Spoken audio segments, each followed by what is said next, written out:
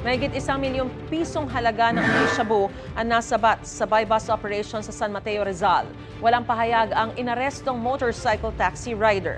May unang balita si EJ Gomez. Sa joint buy-bust operation ng PIDEA at Rizal Police, naaresto ang isang lalaking rider na nagbebenta umano ng ilegal na droga sa iba't ibang lugar sa Metro Manila at Rizal. Nadakip siya ng mga pulis sa Barangay Ampid, San Mateo, Rizal noong Lunes. Ayon sa pulisya, 2 linggong minonitor ang suspect na si Alias Ramos, 34 anyos. Yung suspect is isang motor taxi rider at nahuli siya sa isang mall, no, dito sa San Mateo. Ang supply niya is coming from Metro Manila din, no? At yun nga, ang area of operation is somewhere in Quezon City and nearby cities.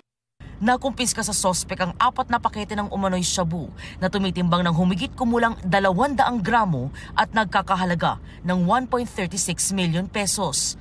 Walang pahayag ang sospek na nakadetain sa custodial facility ng PIDEA Calabarzon sa Laguna. Maharap siya sa reklamong paglabag sa Republic Act 9165 o Comprehensive Dangerous Drugs Act of 2002. Ito ang unang balita. EJ Gomez para sa GMA Integrated News.